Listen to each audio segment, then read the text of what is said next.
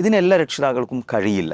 പക്ഷേ രക്ഷിതാക്കളെ സംബന്ധിച്ചിടത്തോളം ഇത് ഏറ്റവും മികച്ച ഒരു നിലയിലേക്ക് മക്കളെത്താൻ ഞാനെന്തു ചെയ്യണമെന്നൊരു ചിന്ത ഏത് രക്ഷിതാവിന് പറ്റും. അപ്പോൾ അതിനെ സഹായിക്കാൻ പറ്റാവുന്ന ഒരുപാട് ഏജൻസികൾ ഇവിടെ ഉണ്ട്. ഈ മറ്റു പല മേഖലകളിലും ഇതുപോലെ തന്നെ പ്രാതിനിധ്യം നേടേണ്ടതുണ്ട്. ഇപ്പോൾ സൈന്യത്തിൻ്റെ എടുത്താൽ ഈ 10 ലക്ഷം സൈനികളുണ്ട് ഇന്ത്യക്ക്, വലിയൊരു സൈന്യമാണ് ഇന്ത്യയുടെ. അതിനകത്ത് ആകെ 29,000 സൈനികരാണ് മലയാളികളുള്ളത്. നമ്മുടെ സിവിൽ സർവീസ് ഫലങ്ങൾ ഇപ്പോൾ അതിൻ്റെ വാർത്ത നമ്മൾ കണ്ടു. ഇതിൽ മുസ്ലിം കുട്ടികളുടെ എണ്ണം വർദ്ധിച്ചത് നമ്മൾ കാണുകയുണ്ടായി. ഈ ഒരു വർദ്ധിച്ച എണ്ണം കാരണം അതൊരു പ്രതീക്ഷയ്ക്ക് നമുക്ക് വകയുണ്ടോ എന്നുള്ളതാണ് ഇന്നത്തെ ആദ്യമായി ചർച്ചയ്ക്കെടുക്കുന്നത്. സാധാരണയായിട്ട് ഒരു മലയാളി എന്ന അർത്ഥത്തിൽ അല്ലെങ്കിൽ ഒരു കേരളീയൻ എന്ന അർത്ഥത്തിൽ ഈ IAS ഫലം വരുമ്പോൾ നമ്മൾ ആദ്യം ശ്രദ്ധിക്കാറുള്ളത് മലയാളികൾ എത്ര പേര് അതിനകത്ത് ഉണ്ടായിട്ടുണ്ട്, അല്ലെങ്കിൽ റാങ്കിൽ നമ്മളെവിടെ നിൽക്കുന്നു എന്നുള്ളതൊക്കെയാണ്. അത് സ്വാഭാവികമായിട്ടും എന്താണ്, നമ്മൾ ഇത്തവണയും അത് ശ്രദ്ധിച്ചിരുന്നു, നോക്കിയിരുന്നു. ശരിക്ക് മലയാളികളുടെ ഒരു റിസൾട്ട് നോക്കിയാൽ കഴിഞ്ഞൊരു 4 വർഷത്തെ അത്ര മികച്ചതല്ല. കാരണം 50ൻ്റെ മുകളിൽ നമ്മൾ നേടിയ വർഷങ്ങളാണ് കഴിഞ്ഞ വർഷങ്ങളൊക്കെ. ഇത്തവണ 47 48 ഉള്ളൂ എന്നാണ് എൻ്റെ ഒരു ഞാൻ മനസ്സിലാക്കിയിട്ടുള്ളത്. അതുപോലെ തന്നെ 1ാം റാങ്ക് നമ്മൾ വാങ്ങിയ സമയങ്ങളുണ്ട്. 40 റാങ്കുകൾ വരെ നേടിയ സമയമൊക്കെ ഉണ്ടായിട്ടുണ്ട് നമുക്ക്. ആ അർത്ഥത്തിൽ തവണത്തെ ഏറ്റവും ഉയർന്ന റാങ്ക് 18ാം റാങ്ക് ആണ് നമുക്കുള്ളത്. എന്നാൽ തീർച്ചയായിട്ടെങ്കിലും മലയാളികളൊരു മോശമല്ലാത്ത രൂപത്തിലുള്ള ഒരു പെർഫോമൻസാണ് ഇത്തവണ കാഴ്ചവെച്ചിട്ടുണ്ട്, സംശയമൊന്നുമില്ല. പിന്നെ നമ്മളിപ്പോൾ ഒരു മുസ്ലിം ആംഗിളിൽ ഇതിനെ പൂർണ്ണമായിട്ട് കാണേണ്ടതില്ല എന്ന് പറയാം. പക്ഷെ അതേസമയം എന്താ വെച്ചാൽ വളരെ ദുർബലമാകുന്ന ഒരു സാമൂഹ്യ വ്യവസ്ഥിതിയിൽ ഒരു പ്രാതിനിധ്യ സ്വഭാവം ലഭിക്കേണ്ട ഒരു ജനവിഭാഗത്തെ സംബന്ധിച്ചിടത്തോളം അവർ അതിനുവേണ്ടി ശ്രമിക്കുന്നു എന്നുള്ളതും രാഷ്ട്രം അത്തരത്തിലുള്ളൊരു അവസരം നിഷേധിക്കുന്നില്ല എന്നുള്ളതും വളരെ സുപ്രധാനമായിട്ടുള്ളൊരു കാര്യമാണ്. നമുക്കിപ്പോൾ കഴിഞ്ഞ ഈ വർഷങ്ങൾ നോക്കിയാൽ ഇപ്പോൾ 2022 933 പേര് ആണ് അന്ന് ക്വാളിഫൈഡ് ആയത്. അതിൽ മുസ്ലിങ്ങൾ 33 പേരാണ് ഉണ്ടായിരുന്നത്. ഇത് 2023 1016 52 പേര് ഉണ്ടായിരുന്നു. 24 ഏറ്റവും മോശമായത്. ഞാനൊരു ഒരു പ്രോഗ്രാമിൽ പങ്കെടുത്ത സമയത്ത് തന്നെ അന്നേരം IAS ഓഫീസർ തന്നെ പറഞ്ഞു, എൻ്റെ ഒരു അനുഭവത്തിൽ തന്നെ എന്താണ് ഇത്രയും മോശം പെർഫോമൻസ് മുസ്ലിങ്ങൾ കിട്ടില്ല. ആകെ 27 പേരാണ് അന്ന് മുസ്ലിങ്ങൾ ക്വാളിഫൈഡ് ആയത്. ആ അർത്ഥത്തിൽ ഇത്തവണത്തേത് വളരെ മികച്ച ഒരു വിജയമാണ്. 53, ഏറ്റവും അവസാനത്തേൽ 55 എന്നും പറയുന്നുണ്ട്. അപ്പോൾ ഭേദപ്പെട്ട നിലയിൽ മുസ്ലിങ്ങൾ ഇത്തവണ പരിശ്രമിക്കുകയും ആ രീതിയിൽ വിജയം വരിക്കുകയും ചെയ്തിട്ടുണ്ട്.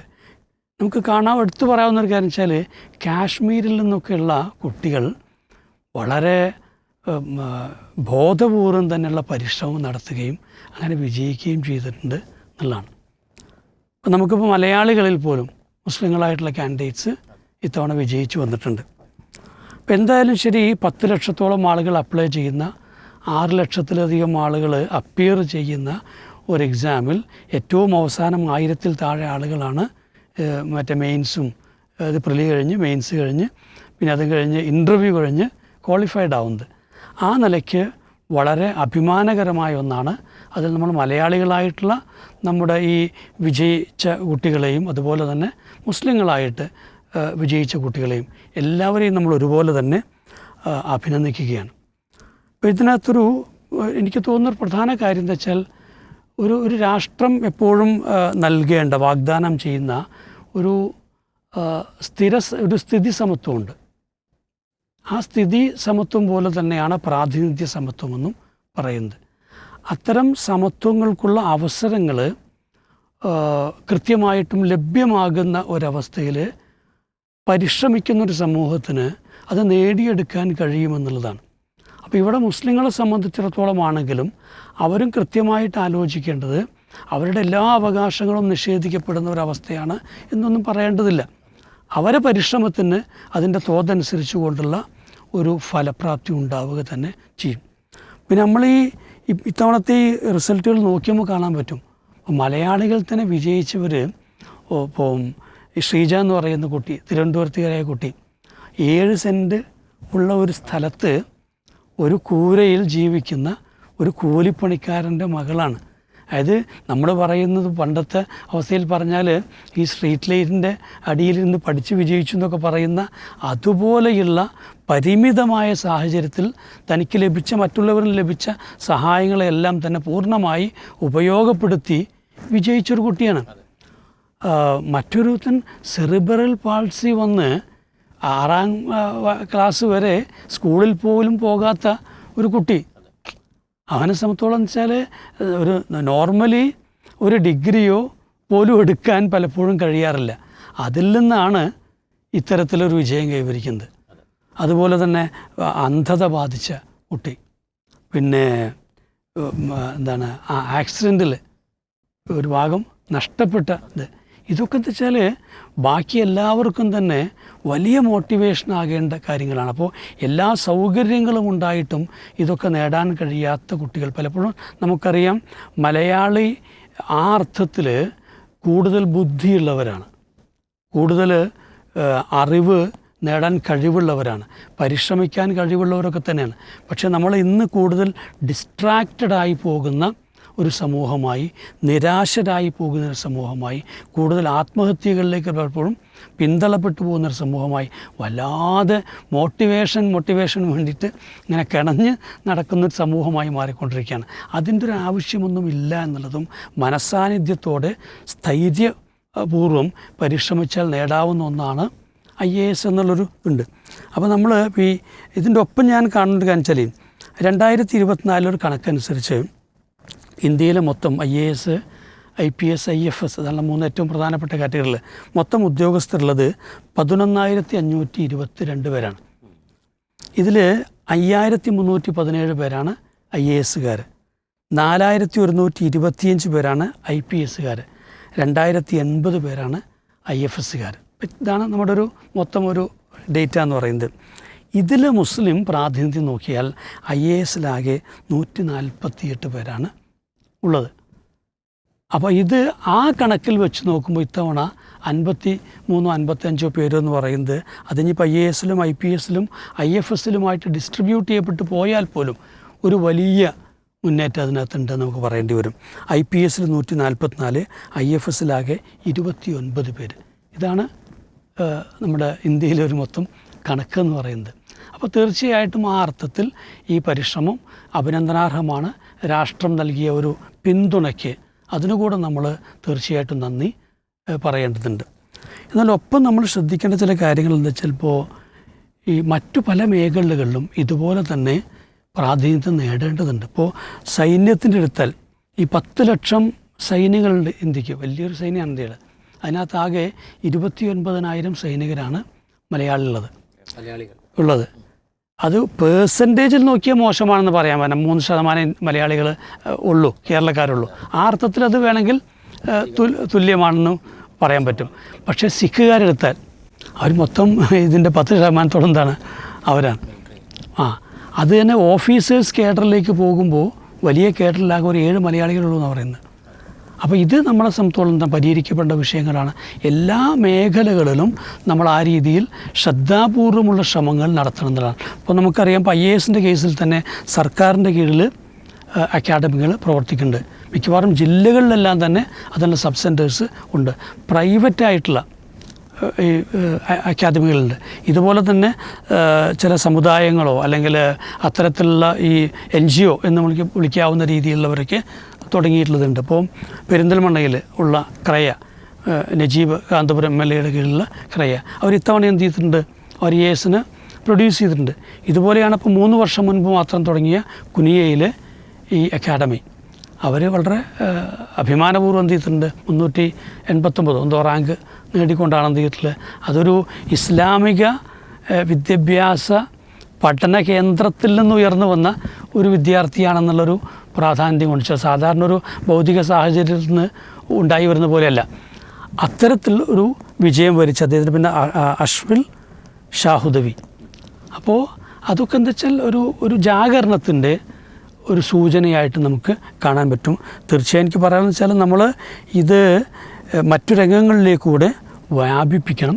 അത് മലയാളിക്ക് അഭിമാനിക്കാൻ പറ്റുന്നതായിരിക്കും. ഒപ്പം തന്നെ മുസ്ലിങ്ങളെ സംബന്ധിച്ചോളം മുസ്ലിങ്ങൾക്കും ഇത്തരത്തിൽ സമൂഹത്തിൽ ഒറ്റപ്പെടുന്നവരാണ് അല്ലെങ്കിൽ അവഗണിക്കപ്പെടുന്നവരാണ് എന്ന തോന്നലിന് വരാതിരിക്കാനും ഒപ്പം തന്നെ മറ്റു രീതിയിലൊക്കെ തന്നെ ഒരു പ്രതിനിധീകരണം സാധ്യമാകാനൊക്കെ ആവശ്യമാണ്.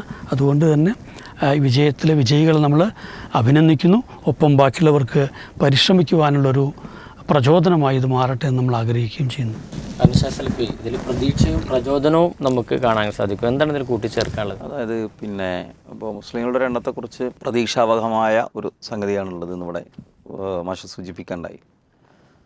എങ്കിലും ഇനിയും ഒരുപാട് മുന്നോട്ട് പോകാനുണ്ട്. ശരിക്ക് നമ്മളതിൻ്റെ ഒരു പെർസെൻറ്റേജ് വെച്ച് കണക്കൂട്ടുമ്പോൾ 5.6% മറ്റൊക്കെയാണ് ഇതിനകത്ത് മുസ്ലിങ്ങളുടെ എണ്ണം വരുന്നത്. അത് ഇവിടുത്തെ ജനസംഖ്യാനുപാതികമായി നോക്കുമ്പോൾ വളരെ കുറവാണ്. എല്ലാ വർഷവും ഇങ്ങനെ കുറവ് വരുമ്പോഴാണ് നേരത്തെ പറഞ്ഞ ഒരു നമ്പറിലേക്ക് ഇവിടുത്തെ മുസ്ലിങ്ങളും മറ്റ് പിന്നാക്ക വിഭാഗങ്ങളും എല്ലാം വളരെ ചെറിയ നമ്പറിലേക്ക് ചുരുങ്ങിപ്പോകുന്നത്. ഇത് ശരിക്കും ഒരു അവബോധമാണ്, ആളുകൾക്കുണ്ടാകുന്ന ഒരു അവബോധമാണ്. ഇന്ന കാര്യങ്ങളുണ്ട്, അതിനു വേണ്ടി പ്രിപ്പയർ ചെയ്യണം, അതിലേക്ക് എത്തിപ്പെടണം എന്നൊക്കെ ചിന്തിക്കുന്നതും അതിനു വേണ്ടി പരിശ്രമിക്കുന്നതും. ഇവിടുത്തെ മുന്നിൽ നിൽക്കുന്ന ജനവിഭാഗങ്ങളുടെ ഒരു വലിയ അസറ്റ് എന്ന് പറയുന്നത്, അവരുടെ ഒരു അഡ്വാൻറ്റേജ് എന്ന് പറയുന്നത്, അല്ലെങ്കിൽ ശരിക്കും മുന്നാക്കാവസ്ഥ എന്ന് പറയുന്നത് തന്നെ അതായിരിക്കും. അതായത് അവർക്ക് ഇതിനെക്കുറിച്ച് ധാരണയുണ്ട്. എന്നാൽ പിന്നിൽ നിൽക്കുന്ന സമൂഹങ്ങളെ സംബന്ധിച്ചിടത്തോളം അവർക്ക് ഈ അവബോധമില്ല എന്നതാണ് അവരുടെ പിന്നാക്കാവസ്ഥയുടെ ഏറ്റവും വലിയ ഭാരം. ഇപ്പോൾ ഡൽഹിയെക്കുറിച്ചൊക്കെ പറയാറുണ്ട്. അവിടെ ഒരുപാട് ആളുകൾ വർഷങ്ങളോളം അവിടെ താമസിക്കും, വിദ്യാർത്ഥി കാലത്ത് തൊട്ട് ശേഷമൊക്കെ. എന്നിട്ട് അവിടുത്തെ മിനിസ്ട്രി പോലെയുള്ള വളരെ പ്രധാനപ്പെട്ട തന്ത്രപ്രധാനമായ സ്ഥാപനങ്ങളിൽ അവർ ജോലി നേടിയെടുക്കും. ആ ജോലി കിട്ടുന്നത് വരെ അവരവിടെ തങ്ങും. അപ്പോൾ അങ്ങനത്തെ ഒരു സാധ്യതയുണ്ട് എന്ന് ചിന്തിക്കുന്നത് അങ്ങനെ ജോലിയിൽ കയറിയതോ അങ്ങനെ ചിന്തിക്കുന്നവരൊക്കെ ആയിട്ടുള്ള ആളുകൾക്കാണ്. അപ്പോൾ നമ്മൾ ഈ ഉന്നത വിദ്യാഭ്യാസം എന്നൊരു കോൺസെപ്റ്റ് തന്നെ നമ്മൾ എടുക്കുകയാണെങ്കിൽ, ഇപ്പോൾ നമ്മളെ സംബന്ധിച്ചിടത്തോളം ഏറ്റവും മികച്ച വിദ്യാഭ്യാസം എന്ന് പറയുന്നത് ഒരു പക്ഷേ ഒരു മെഡിക്കലോ ഒരു എൻജിനീയറിങ്ങോ ഒക്കെ ആകുമ്പോഴേക്ക് എൻട്രൻസിൽ തന്നെ വലിയ മുന്നേറ്റം ഉണ്ടാകുമ്പോൾ മുസ്ലിം കുട്ടികൾ ഒരുപാട് റാങ്കിൽ മുന്നിൽ വരുമ്പോൾ അത് ഭയങ്കര അത്ഭുതമാണ്. പഴയ കാലത്തൊരു അവസ്ഥ വെച്ച് നോക്കുമ്പോൾ അതൊരു വലിയ മുന്നേറ്റമാണ്, അതിൽ തർക്കമില്ല. എന്നാൽ മറ്റു സമൂഹങ്ങളെ സംബന്ധിച്ചിടത്തോളം അവർക്ക് MBBS പോലും ഒരു ബേസിക് കോഴ്സ് പോലെയാണ് പലരും കാണുന്നത്. അവർ സിവിൽ സർവീസ് ലക്ഷ്യം വെക്കുന്നു. അതിനേക്കാൾ വലിയ ഗ്ലോബലി ഈ ഡിപ്ലോമാറ്റിക് ആയിട്ടുള്ള ഒരുപാട് UN പോലെയുള്ള വലിയ സംവിധാനങ്ങളുണ്ട്. ആ സംവിധാനങ്ങളെ ലക്ഷ്യം വെച്ച് വർക്ക് ചെയ്യുന്ന ആളുകളുണ്ട്.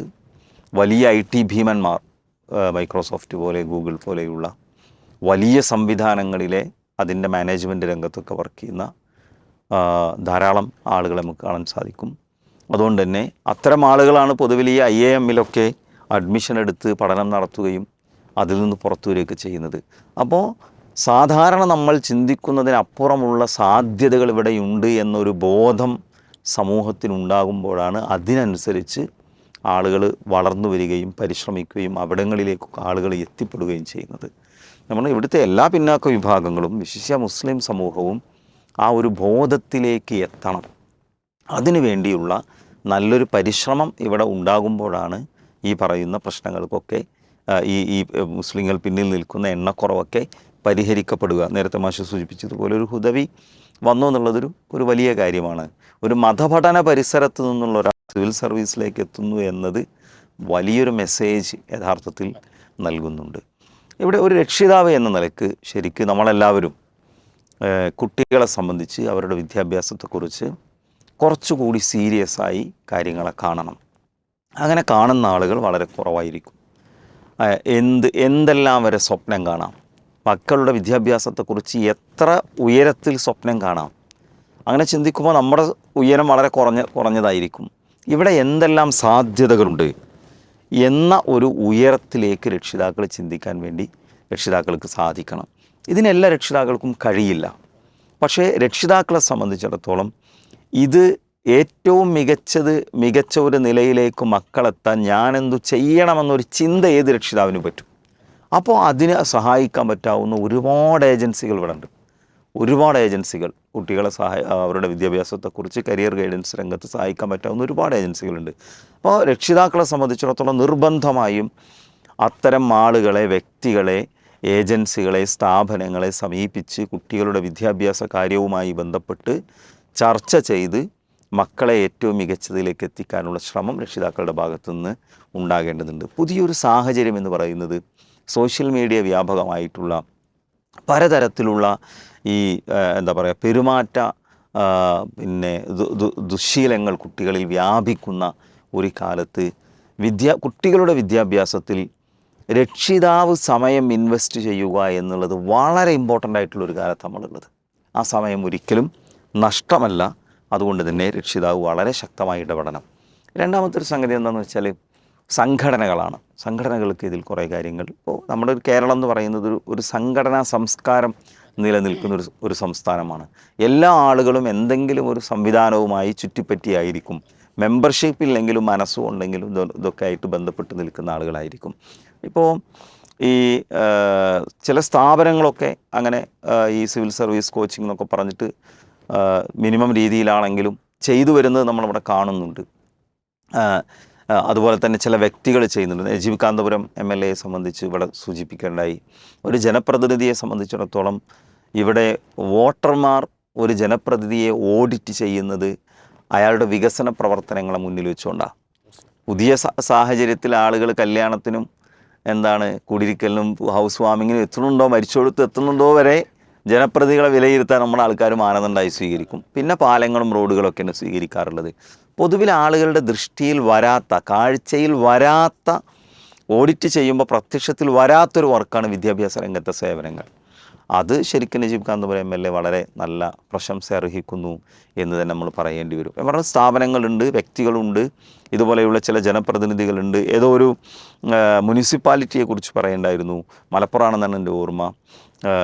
കേന്ദ്ര സർവകലാശാലകളിൽ കുട്ടികൾക്ക് അഡ്മിഷൻ കിട്ടുന്നതിന് വേണ്ടിയുള്ള പ്രത്യേക പരിശീലനം കൊടുത്തിരുന്നു. അതൊക്കെ ഒരു ഭയങ്കര മൂവ്മെൻറ്റാണ്. എന്നതുപോലെ സംഘടനകളും വലിയ രീതിയിലുള്ള ബോധവൽക്കരണ രംഗത്ത് നല്ല ഒരു സമയവും പ്രവർത്തനവും ഇൻവെസ്റ്റ് ചെയ്താൽ സ്വാഭാവികമായും അതിൻ്റെ ഭാഗമായി ഈ സമുദായത്തെ ഒന്നുകൂടി മുന്നോട്ട് കൊണ്ടുവരാനും ഇവിടെ പറഞ്ഞ ഈ പ്രാതിനിധ്യത്തിൻ്റെ പ്രാതിനിധ്യം സിവിൽ സർവീസിൽ മാത്രമല്ല എല്ലാ മേഖലകളിലുണ്ട്. എല്ലാ മേഖലകളിലെയും കുറവിനെക്കുറിച്ച് നമ്മൾ നിരന്തരമായി സംസാരിക്കുന്നുണ്ട്. രാഷ്ട്രീയമായ പ്രഷർ നമ്മൾ ചെലുത്തുന്നുണ്ട്. പലപ്പോഴും അതുമായി ബന്ധപ്പെട്ട് പല ചർച്ചകളും സെമിനാറുകളും സംഘടിപ്പിക്കുന്നുണ്ട്. അപ്പോൾ പ്രാതിനിധ്യക്കുറവിനെക്കുറിച്ച് നിരന്തരമായി സംസാരിക്കുന്നതോടൊപ്പം അത് പരിഹരിക്കാനുള്ള നല്ല കർമ്മ പദ്ധതി കൂടി സംഘടനാ സംവിധാനങ്ങൾക്കും മറ്റു മഹല്ലുകൾക്കും സ്ഥാപനങ്ങൾക്കും മദ്രസകൾക്കും പള്ളികൾക്കൊക്കെ ഉണ്ടായാൽ ഇതിലൊരു വലിയ മുന്നേറ്റം ഉണ്ടാക്കിയെടുക്കാൻ സാധിക്കുമെന്ന് തന്നെയാണ് വിചാരിക്കുന്നത്.